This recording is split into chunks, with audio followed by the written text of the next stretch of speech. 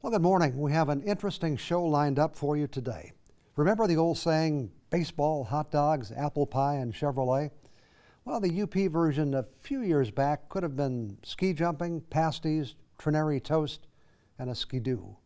The Winter Olympic Games are just around the corner, so today we'll talk about the glory days of ski jumping in Upper Michigan and check into what TV6 has coming up with Olympic coverage over the next couple of weeks. We'll start that discussion right now. From TV6, this is The Ryan Report. Here's your host, Don Ryan. You know, when you consider the history of Upper Michigan, some things come quickly to mind. The forests that made the lumber to build the housing throughout the Midwest, the copper and iron mines that provided the raw material to help build this country, the melting pot of immigrants who came here to work in the early mining operations. But there's another group that also made a major contribution to that history. I'm talking about the ski jumpers, the men who flew through the air on skis and brought fame and glory to this area that's been acknowledged as the birthplace of organized skiing in the United States. Today we're fortunate to have one of those people with us, one of the great ski jumpers in Upper Michigan history from Iron Mountain, Willie Erickson. Willie, welcome to the Ryan Report. Thank you, Don. Pleasure to be here. Nice to have you with us. You know, how old were you when you actually started ski jumping? Well, you know, back in my time, there wasn't much else to do other than ski jump.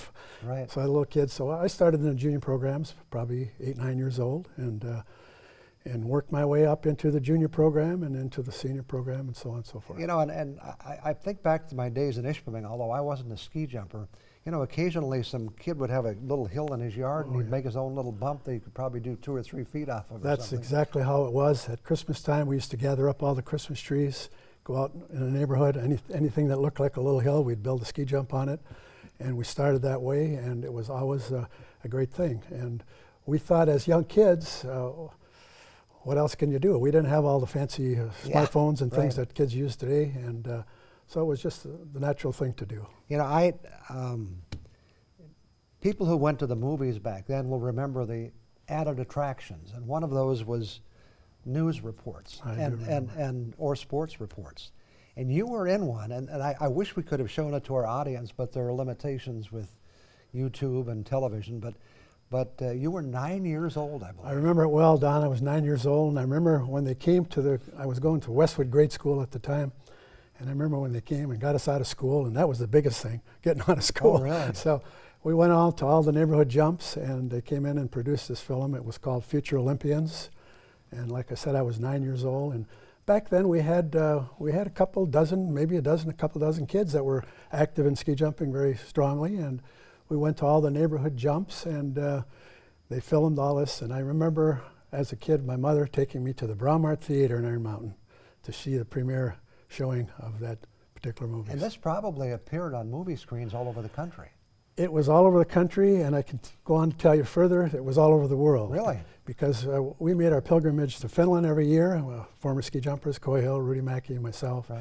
And I remember sitting at a big, very important dignitary meeting there, and all of a sudden they produce this film, and it comes on and shows it on TV, and boy, it was just amazing. I want to tell people, if they go to YouTube, yes, and they put in high-flying Doug Nord, they will find that video. It's only 5 or 6 minutes long, but it's just fascinating, and it really tells what ski jumping in the UP was about back in those days, because that's how kids got started. Exactly right. That was just fascinating. Yeah. You know, when you were a kid, was there a jumper or two who really inspired you? Don, there were a lot of them. Back in my time, I'm talking about the 50s and 60s and so on and so forth, but before that even, as kids, if you had any potential at all as a ski jumper, you always had somebody to shine up to.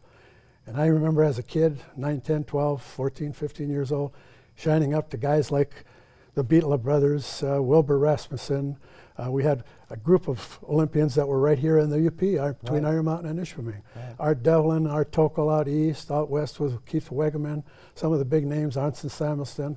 But we always had somebody to look up to, and that was always our shining light. We wanted to be like them. Right. You know, if I could be like Mike, you know how that goes. I was looking at Iron Mountain. Was Butch Wadeen, was he of that era? Butch came on in 1960, came on Okay. strong, made the Okay. 60 team. And I noticed Dick Rahoy. Dick Rahoy was another one. I skied with him on the 1958 team. We Okay. were competing in Lahti, Finland. You know, how old were you when you took your first jump off Pine Mountain? I was 15 years old. I remember it like it was yesterday. It was just an exciting thing, and I got to say to you, Don, that back in those days we had to walk up the entire hill, Yes. the landing and the tower. Yeah. And nowadays it's a little different. Quite a work. Were you apprehensive on that first jump? No, not at all. It was. I think I took 12 jumps that day, so that can Right. tell you something about it. With ski jumpers, fear can't be a factor, can it? No, fear is out the door. I mean, I think you just concentrate on what you got to do, and that's what it was all about. Probably the most serious condition you have to deal with is wind, right? Wind is always a condition you have to deal with, and of course, it's back in the day. It wasn't monitored like it is today.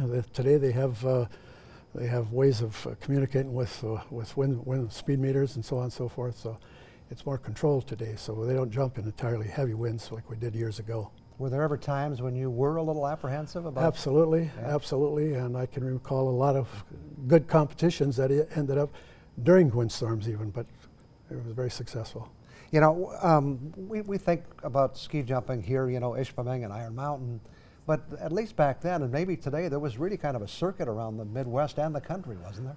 Well, if you want to go back, for instance, like we're going to talk about the Olympics, back in the time from the 40s all the way up until 1988, between Iron Mountain and Ishpeming, we always had members on the U.S. Olympic or World team.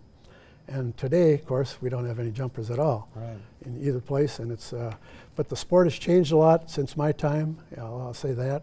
And it's some of it's good, some of it's not so good. Okay, we'll talk some more about that in just a couple of minutes. Okay. We'll be back with more on the Ryan Report, more conversation with Willie after we take this break.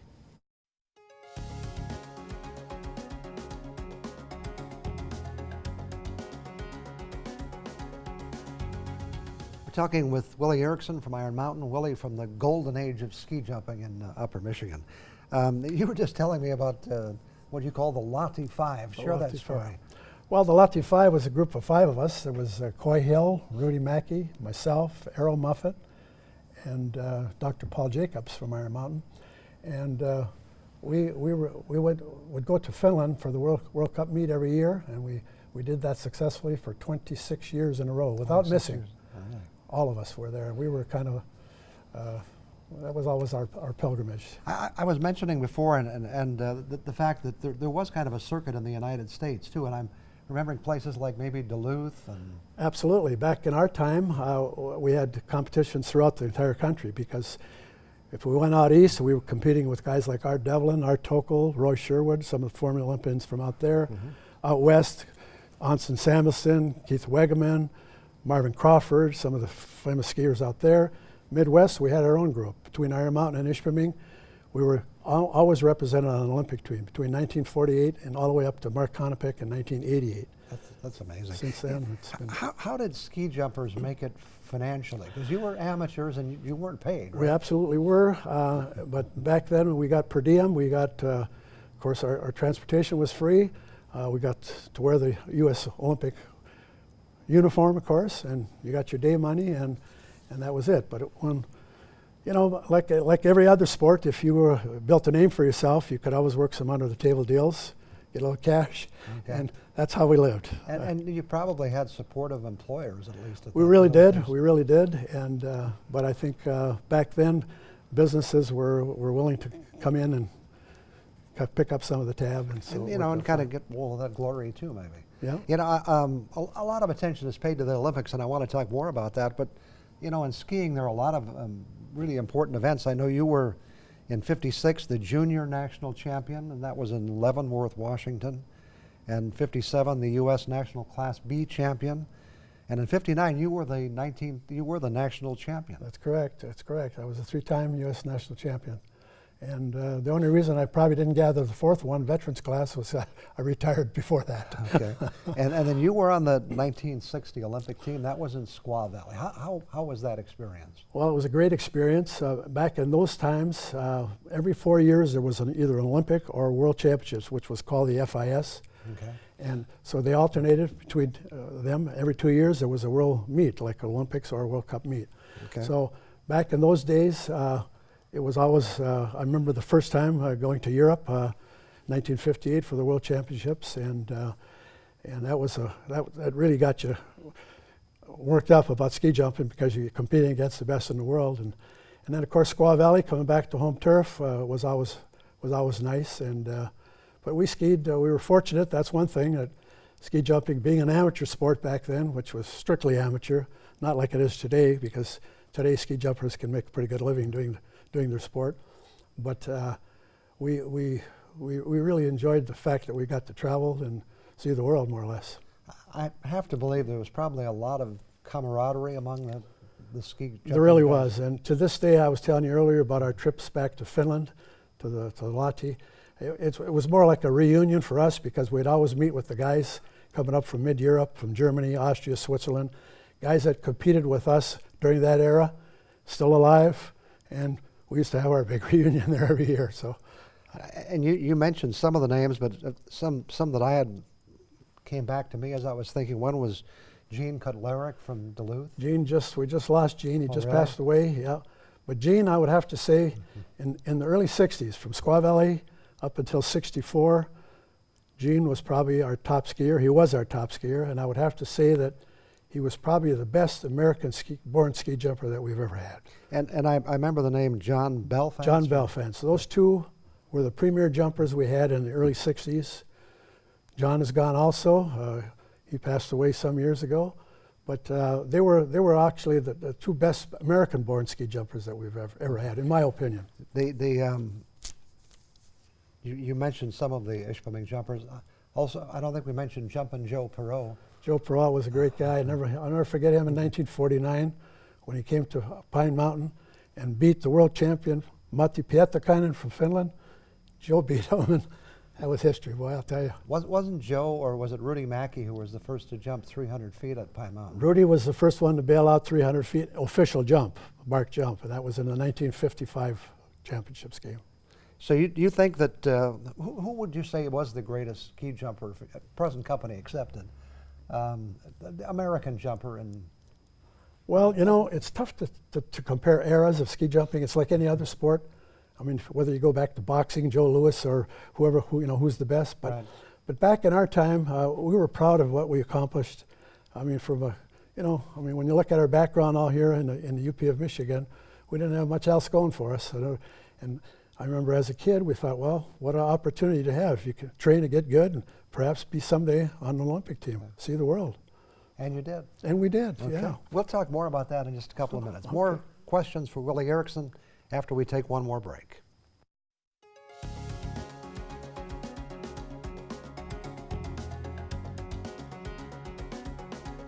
Our guest this morning is veteran ski jumper Willie Erickson. Willie, the Olympics are coming up starting this week, and I'll talk more about that a little bit. But sure. As people watch, we tend to put a lot of emphasis on the distance, but there's more to jumping than just distance, isn't there? Yeah, there certainly is. Although in today's world, they've probably taken, back in my time when we look at I remember when Antti Hyväläinen, 1956 Olympic medal winner, came here to Ishpeming and to Iron Mountain. I mean, that was poetry in motion. Everything was boom, boom, boom. It was just poetry in motion. Like I said, today, the styles have changed, the equipment has changed, hill profiles have changed. So it's more of a wilder sport. Skis are wide. It's not as graceful as it was back years ago, where we held the skis together and you never moved a muscle. Today they're kind of flying. It's called ski flying, more or less.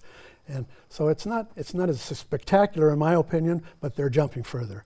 And basically that's what it's all about. Even in your era, I think something changed, didn't it? I kind of remember well, that. That was what I was telling you style. about. 56 when Antti Hyväläinen came here with the Finn style. Years ago, we always had our hands out in front of us. You remember Rudy Mackey, Baylor Mackey out in front, and all the top skiers, Art Devlin and so on.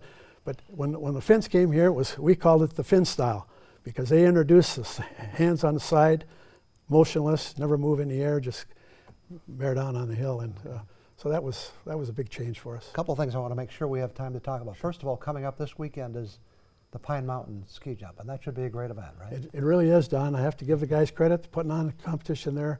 It's a big international competition. We have 12, 14 countries coming in every year to ski Pine Mountain, and it's Old Home Week for the residents of Iron Mountain. They all come home for the Pine Mountain Ski Meet. It's the biggest thing we got going. It's last year we had 25,000 people, and this year will be the same. And tailgating has become a big part of it, Tailgating is right? big. I mean, that's part of the game. It's just like going to a Packer game. People come to spend the entire day, come out in the morning and leave at midnight. Okay. The other thing I want to mention is they have a special project going at Pine Mountain, and as I understand it, they've been required by FIS to make some changes to the hill. That's exactly right. The Federation of International Skiing, which dictates policies. As the hills get bigger, which Pine Mountain has gotten bigger year after year, the safety factors becomes involved, and so the hills have to require different changes being made. But the changes now that the FIS, or the Federation of Skiing, I don't know how a bunch of guys sitting over in an office in Switzerland can come here and tell you that you got to have an elevator coming up the back of the hill, and you got to have a warm glass structure to keep the skiers warm. And you know, I mean, that's fine. In today's world, that's what it's about. Okay. But it's very costly. They don't have no idea what it costs to do that kind of stuff. And it's comparing ski jumping. In Europe, ski jumping is big. It's like football or baseball. They draw 100,000 people. There's more money in the sport. It's tough sledding here in the U.S. And I think they already changed the landing for this year. They right? did. We spent $145,000 changing the profile of the landing hill to make it so-called safer. Well, but I mean, they just keep one after another. And I think the big thing is to get an international competition today, which Iron Mountain relies on. If we have to have international skiers, and be it just the Continental Cup, they're still mandated by the Federation rules. And I think this whole thing is going to cost like $2 million. They're looking at a couple of $1 million. I've seen the architecture sketches of it, so on, and you know, it takes a lot of money to do. And we've had some good sponsors in Iron Mountain, and hopefully that something will happen and we'll get behind it. And some might say, well, this is just ski jumping, but it's not. This is part of Iron Mountain's culture and heritage. It certainly is. So hopefully that does well, and if there's anybody interested, I'm sure they'd accept donations. They certainly do. Well, let me just tell our audience and you a couple of things. First of all, the Olympics are coming up starting this weekend here at TV6. Matter of fact, the opening ceremonies are Friday night, but for whatever reason, the coverage actually begins on Thursday night. There's going to be some figure skating and freestyle skiing. Right. Generally for people during the Olympics, the coverage here on TV6 will be like 3 to 5 in the afternoon during the week, and then 8 until 11, midnight, 12:30, something like that. So yeah, there'll be a lot of coverage. The weekends, it's more like 3 to 6 in the afternoons, and evenings 8 to 11, 7 to 11 on Sunday. I know there's some ski jumping coverage scheduled for this Saturday, but they're also going to have women's ski jumping, and this is the second time. That is, and you know, we're fortunate in Iron Mountain. We have Nita England, who's been battling to make this Olympic team. It's not quite sure yet. As of today, she has one more meet to qualify, but she's been doing well, and hopefully she'll be represented on the Olympic team for. And just to whet people's appetite, first of all, there's snowboarding, and Nick Baumgartner will be part of that. Very good. You know, there's luge, there's bobsled, men and women alpine skiing, speed skating, which we really got to enjoy here in Marquette a few years ago. Cross-country skiing, you know, there's just so much. And I should tell our audience that these things are all subject to change based on NBC, and that some of the events are on other than the NBC network, but on the other networks of NBC. Yeah, they try to focus on the highlight events, you know.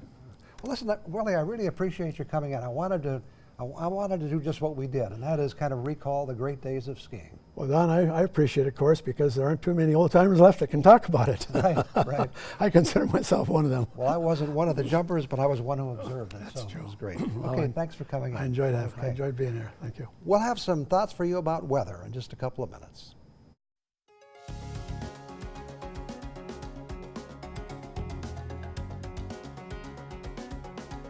You know, the recent snowstorm where all the meteorologists were talking about the pending impact from a Colorado low brought back some memories for me. As I've told you before, I'm not a meteorologist, but I played one here on TV6 for some years back in the 1960s. Different era, different look for weather in those days. Actually, I can show you what it looked like. I can tell you, as you can see, we didn't have radar and fancy weather graphics back then. We didn't even have a thermometer. Those drawings on the map behind me were my handiwork. The source for all the information I used on the air was the Weather Bureau, what we now call the National Weather Service. I would call them every day and they would provide the information I needed. Well, back then they had an office in the post office building in Marquette, and when I called, they would not only provide the current data, they would explain to me what was predicted to happen with the weather systems around the country so I could go on the air and try to sound like I actually knew what I was talking about. One of the things they made a big issue about was the Colorado Low. It was a low-pressure system that developed in the general area around Colorado before it gathered strength and moved on to dump heavy snow in its path. The key was always, as it is today, which way it will track. Will it be a direct hit, a glancing blow, or even miss Upper Michigan altogether? I still don't know much about the science of weather. What I do know I learned from Carl Bonak and the real meteorologists here at TV6. But after years of reporting the weather, watching the weather, and simply living with the weather, I've reached one conclusion. The weather will be what it will be. And for me, it's not likely it will be something I haven't seen before. Like many of you, I've lived through the years with record-breaking cold and even a few summers with warmer than normal temperatures. I've experienced winters with record-shattering snow totals and occasionally some years where the snowfall was lighter than usual. I remember years when I thought spring was just around the corner, only to have winter come back with a vengeance, sometimes into May. And now and then there was a year when winter was pretty well gone by the end of March. Is it important that we know about the weather in advance? You know, knowing can cause a lot of heartbreak. We can worry about snowstorms that never come and look forward to a forecast of warmer weather that never arrives. Despite that reality, I think the answer to my question is yes. We do want to know. It's just part of who we are. And even though those who forecast the weather can't be 100% accurate all the time, the science continues to improve. Clearly, we've come a long way from the days when people tuned in to see what I thought the weather was going to be. We can all be grateful for that. I'll be back in a minute. We've used up all our time for another week. The Today Show will be here in just a moment. Remember to keep UpperMichiganSource.com in mind for the latest news anytime. If you miss our show, you can also see it at that same address. Many thanks to Willie Erickson for coming in this week to talk about the upcoming Olympics and to share some memories from that golden age of ski jumping in Upper Michigan. And thank you for joining us. Look forward to seeing you again next Sunday morning.